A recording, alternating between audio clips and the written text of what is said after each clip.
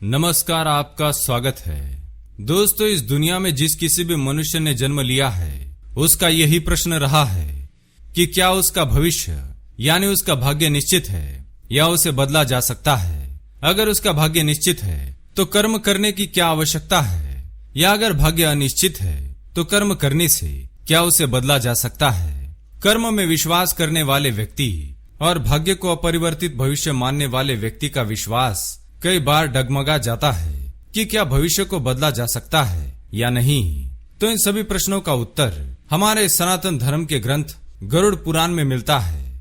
हमारे सनातन धर्म के ग्रंथों के अनुसार हमारे भाग्य को कभी बदला नहीं जा सकता है। हमें ईश्वर ने जिस भाग्य या भविष्य को दिया है उसे हम बिल्कुल भी परिवर्तन नहीं कर सकते हैं। जो ईश्वर ने हमारे भाग्य में लिखा है वो होकर ही रहेगा और यही अटल है।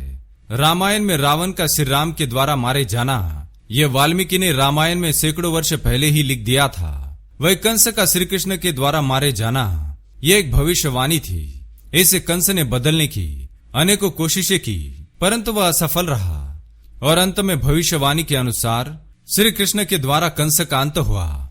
इस प्रकार से हमारे पुराण बताते हैं कि भविष्य निश्चित है और उसे बदला नहीं जा सकता है। लेकिन सनातन धर्म में एक दूसरा पक्ष भी है जो ये कहता है कि मनुष्य के भाग्य को परिवर्तित किया जा सकता है। श्री कृष्ण ने महाभारत में गीता का उपदेश दिया था कि कर्म से मनुष्य अपने भाग्य को बदल सकता है। उसके द्वारा किए गए पुण्य कर्म भविष्य में तय हो चुके बुरे वक्त या बुरे भाग्य को बदल सकते हैं, परंतु मनुष्य को अपने कर्म पर ही ध्यान देना चाहिए, न कि उसे प्राप्त होने वाले फल पर। अन्यथा उसके द्वारा किए गए सभी कर्मों का फल नष्ट हो जाता है और जो भविष्य में अशुभ होने वाला होता है वह घटित होता है। वह अगर मनुष्य निश्चिंत होकर अपने पुण्य कर्म करता है तो दैवीय कृपा से उसके सभी अशुभ कार्य शुभ कार्यों में परिवर्तित हो जाते हैं। इसका उदाहरण हमें शिव पुराण में मिलता है। शिव भक्त मार्कंडेय को मात्र 16 वर्ष का जीवन मिला था, लेकिन जब यमराज उन्हें लेने आए तब मार्कंडेय जी शिवलिंग से चिपक गए और मृत्युंजय मंत्र का पाठ करने लगे। इससे महादेव प्रसन्न हो गए और उन्हें आजीवन अमर रहने का वरदान दिया। जिस बालक का जीवन मात्र 16 वर्ष ही लिखा गया था उसे आजीवन होने का वरदान मिलना उसके द्वारा किए गए पुण्य कर्मों के द्वारा ही हुआ था। अपने पुण्य कर्मों से मार्कंडेय ने अपने भविष्य को भी परिवर्तित कर दिया था, जो यह बताता है कि अपने पुण्य कर्मों से कोई भी मनुष्य अपने भाग्य को परिवर्तित कर सकता है। इतना ही नहीं, किसी व्यक्ति का भाग्य उसके पूर्व जन्म के कर्मों के आधार पर ही निश्चित होता है। मनुष्य को इस जन्म में उसके सभी पूर्व जन्मों के संचित फल प्राप्त होते हैं। अगर वह मनुष्य पूर्व जन्म में अधिक पाप करता है तो उस मनुष्य को वर्तमान जन्म में अपने पुण्य कर्मों से अपने पाप कर्मों को धोना होता है। अन्यथा उस मनुष्य का भाग्य अपरिवर्तित और बड़ा ही कष्टमय बन जाता है।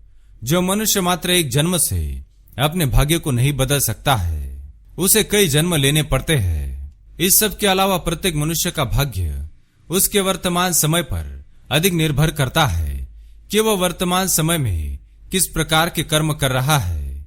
अगर मनुष्य अपने वर्तमान समय में उन कर्मों को कर रहा है जिससे उसका भविष्य सुरक्षित और अच्छा बन सके, तब वह मनुष्य अपने भविष्य को परिवर्तित कर सकता है।